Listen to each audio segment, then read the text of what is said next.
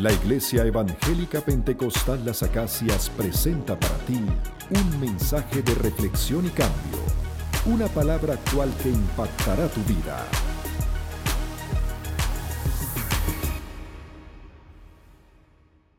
Capítulo 17 de Primera de Reyes. Un capítulo que nos habla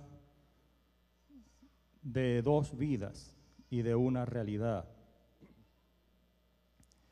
Nos habla de la vida de un profeta llamado Elías, del cual no voy a hablar. Nos habla de una mujer, de la cual sí voy a hacer mención, conocida en los fondos bíblicos como la viuda de Sarepta, y de una realidad de la cual sí voy a mencionar, que es una vasija o una tinaja en donde supuestamente había harina. Este capítulo 17 nos habla de una sequía, que en las épocas del Antiguo Testamento es uno de los cuadros más devastadores que pueda suceder en una nación, y sobre todo si es una sequía tan larga, 3 años y medio. No hay nada más espantoso para una nación que tener un terreno sin vida, sin color, sin vegetal, sin animales, donde solamente abundan los esqueletos y no hay fruto, y se ve pasar el tiempo y la tierra se resquebraja porque no hay nada de agua. Ese es el fondo en el cual aparece esta mujer viuda. Ese capítulo nos habla también de lo que produce una sequía en la vida de una persona. Nos habla de que hay desesperación, impotencia y angustia. Esta mujer llamada la viuda de Sarepta, no quiero que la veamos como en el momento en que aparece Elías, sino 10, 15 minutos antes o unas horas antes de que apareciera Elías. Ya esta mujer había dispuesto en su corazón de que ella, con la poca harina que había recogido de su vasija, iba a hacerse una torta, un pan árabe, por decirlo de una manera, una para ella, para su hijo, y después echarse a morir porque ella sabía que en la vasija no había más nada, no había ningún tipo de alimento. Póngase usted en los pies de esta mujer, una madre viuda que perdió a su marido, que le ayudaba con el sustento, con un único hijo, el amor de su vida, el reflejo de su esposo, y que esta mujer en ese preciso momento se da cuenta de que en medio de toda esta sequía, su alma está llena de desesperación, de impotencia y de angustia, 3 emociones que acaban con la vida de muchos en este mundo. Emociones que desmotivan y paralizan a muchos también, que te hacen perder el apetito, te hacen no quererte parar de la cama sin tener ningún ánimo para nada. Tenemos que imaginarnos lo que es que haya 3 años y medio sin llover, porque el profeta dio palabra de Dios y Dios dijo, no volverá a llover hasta que tú hables. Pero él no iba a hablar sino después de 3 años y 6 meses específicamente. Una mujer que todos los días se levanta con una realidad de tener que mantener un hijo, mantenerse ella misma, no hay cosechas, no hay ganado, no hay comida en la mesa, porque la palabra de Dios fue severa. Yo me acuerdo en mis años mozos que cuando yo llegaba a mi casa, después del colegio, yo le decía a mi mamá, mamá, tengo hambre. Y mi mamá, como buena portuguesa, me decía, tú no tienes hambre. Tú lo que tienes apetito, el hambre viene después de 3 días. Y eso a mí me reventaba. El típico de respuesta que dan los padres que a veces nos chocan cuando uno es hijo. Después que uno tiene los hijos, entiende por qué a los hijos le chocaban las palabras que uno dice como padre. Y tantas fueron las veces que yo le decía, mamá, tengo hambre, y mi mamá me decía, no, tú no tienes hambre, tú tienes apetito, el hambre viene después de 3 días. Que un día yo me senté con mi mamá y le dije, mamá, ¿por qué tú me dices a mí que el hambre no viene sino después de 3 días? Y ella me dijo, cuando a ti te toque vivir la entrada de la Segunda Guerra Mundial, estando en Portugal con un dictador llamado Salazar, y que tu papá no tenga trabajo, y que no haya que comer.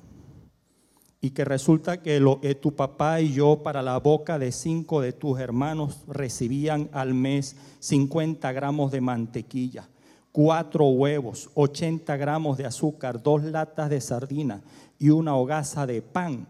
Entenderás lo que yo te quiero decir, que el hambre viene después de 3 días. Porque eso era lo que nosotros teníamos para comer durante un mes. Eso ahí me impactó de gran manera y me hace reflejar lo que esta mujer estaba viviendo. Y entre esos cuentos, mi mamá y mi papá tuvieron que venirse de Portugal para esta tierra y tuvieron que dejar a sus 4 hijos mayores en Portugal. Esos hijos no llegaron a pisar esta tierra sino 13 años después, mis hermanos. Y a ellos les tocó tener que vivir el resto de la Segunda Guerra Mundial en un país que estaba en una decisión entre entrar o no entrar a la guerra a causa de Salazar. Y me cuentan mis hermanos y mi abuela, que era de un carácter regio, que un día, un sábado en la tarde, estaba mi abuela y puso la olla, la ponían, no se cocinaba a gas, mis hermanos, eso no existía ya, eso era un lujo. Una olla en el fogón y la tenía tapada y lo que había dentro era bastante agua, 5 nabos, 2 cebollas y una col, que fue lo que ellos pudieron rescatar de lo que recogían en el campo, porque lo demás la gente lo arrasaba para comérselo. Y mi abuela le dice a mi hermana Fernanda, la mayor, que para esa época tenía 8 años, mueve la sopa. Mi hermana fue, se acercó a la olla, sacó la tapa, movió la sopa y se fue para el patio y no tapó la olla. Y entre las vigas del techo caminó un lindo animalito con un rabo de este tamaño. Y el animalito, al pasar por encima de la olla, se cayó dentro de la sopa. Mi abuela, que estaba por allá adentro, cuando sale y ve la olla destapada, llama a mi hermana y le arma un lío, como buena portuguesa. Le puso las nalgas cuadradas con una tabla de este color. No se dejan las ollas destapadas. Mi abuela tapa la olla. 1 hora después se sientan a comer. Mis 3 tíos mayores, mis hermanos, mi abuela, pone la olla y cuando mete el cucharón adentro y saca, lo primero que sale es un lindo animalito. Y todo el mundo se quedó con la boca abierta. ¿Usted sabe lo que hizo mi abuela? Abrió la puerta del corral, tiró el animalito y sirvió la sopa. Y mi hermano Antonio dice, yo no me voy a comer eso. Dice, mi tío Joaquín dijo, si tú no te lo comes, yo sí. Cuando uno pasa por escasez, mi hermano, cuando uno pasa por situaciones en la vida y se es una madre y se tiene hijos, no importa si en la sopa cayó una rata, yo boto la rata, pero yo tengo que aprovechar hasta lo mismo. Nosotros no lo entendemos porque nosotros no lo hemos vivido. Pero esta mujer, cuando llega el profeta a su casa, sabía lo que era escasez. Y cuando Dios lo manda a ella, a él, a esta casa, le dice a la mujer, tranquila, que Dios te va a proveer. Y el profeta le dice a la mujer, quiero que me traigas un vaso de agua. Imagínate, tienes el único hijo, no tienes agua porque hay sequía. Y este viene de afuera a pedirme agua. Yo no le doy el agua a mi hermano, porque si le doy agua a él, mi hijo se queda sin la mía.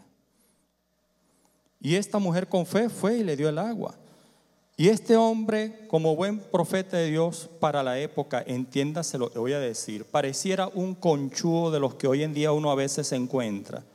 Porque aparte de eso le dice, ahora con la harina que tú tienes, hazme una torta a mí para que yo coma.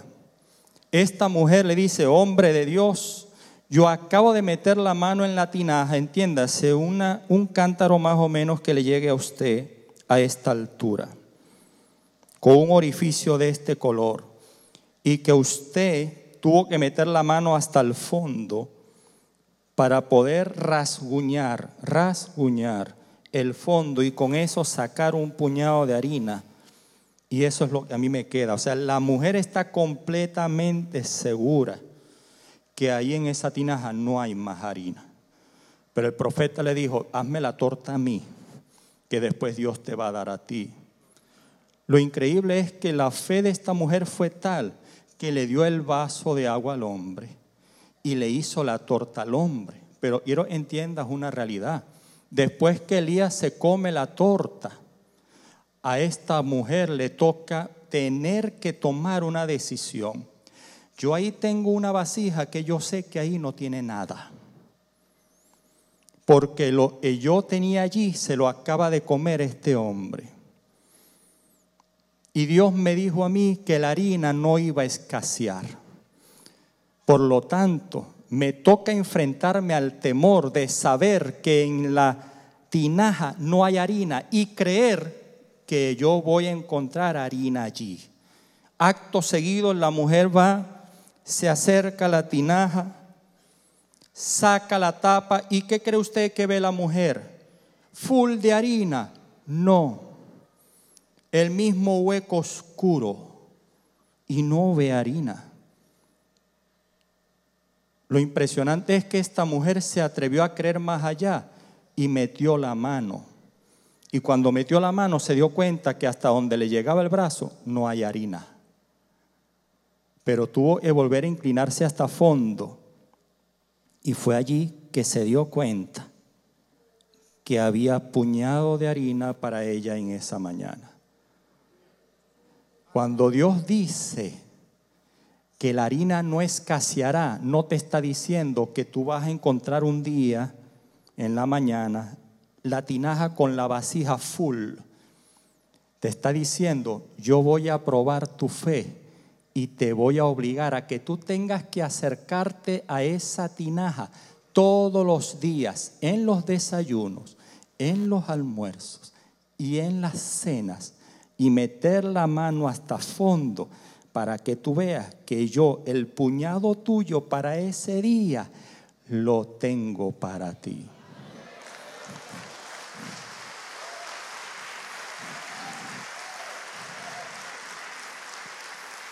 Quiero que me escuches bien.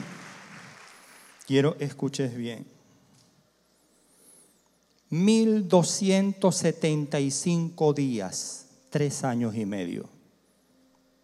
1275 desayunos, 1275 almuerzos, 1275 cenas, 1275 veces. 3 veces al día tuvo que acercarse esta mujer creyendo, a pesar de que los hijos veían que estaba loca. Mamá, pero ahí no hay nada. Yo abro, mamá, la vasija y yo veo para adentro, le meto una linterna y no hay nada. Pero yo de ahí saco harina. Y yo con esa harina hago el desayuno. Y yo con esa harina hago el almuerzo. Y yo con esa harina hago la cena. Yo no sé si Dios te va a hacer el milagro hoy de tu vida. Yo no te puedo prometer eso. Esas son palabras mayores de Dios. Yo no te puedo decir que Dios te va a sanar hoy. Pero lo que sí me atrevo a decirte es que cada vez que tú vienes a un martes aquí, cada vez que tú te acercas al Señor, cada vez que tú te humillas delante de Dios en lo oculto de tu cuarto, cada vez que tú vas ante su presencia, tenlo por seguro que Dios te va a enfrentar a tu propia necesidad y tus propias vasijas, a tus propios miedos, y en medio de esa situación Él te va a decir, ¿te atreves a meter la mano y a creer que yo hoy voy a hacer algo más en tu vida?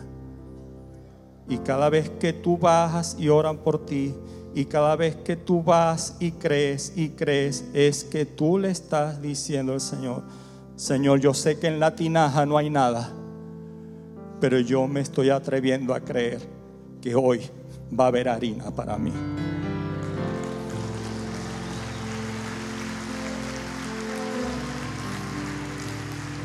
Lo increíble fue que pasaron 3 años y medio, y después de los 3 años y medio, por fin esa mujer llegó un día, y cuando abrió la tapa, la tinaja estaba llena, porque la sequía había acabado. Ponte de pie, ponte de pie, cierra tus ojos,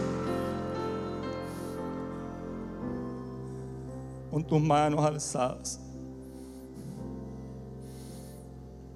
Con sencillez de corazón quiero decirte, no importa el nombre de tu necesidad, no importa cuán vacía esté esa situación en esa necesidad,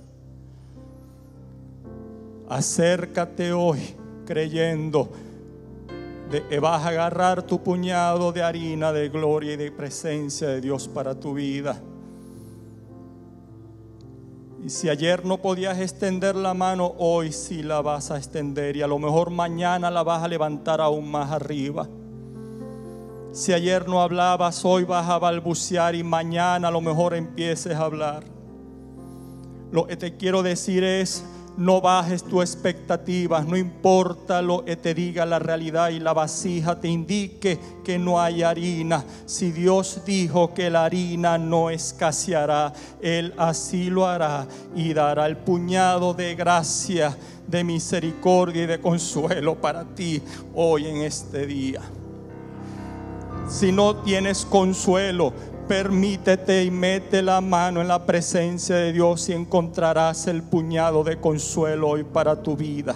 Si no tienes sanidad y tienes una enfermedad, date el permiso, cree, agáchate, mete la mano en medio de tu necesidad y toma el puñado de lo sano que Dios quiere hoy para tu vida. Si no tienes dinero, si no tienes y tienes la economía resquebrajada, atrévete a creer y confiar que vas a meter tu mano y Dios te va a proveer de lo que tú necesitas para el día. Si no tienes para la comida, atrévete a creer y extiende allí tu mano para agarrar el puñado de lo que Dios quiere dar hoy para tu vida.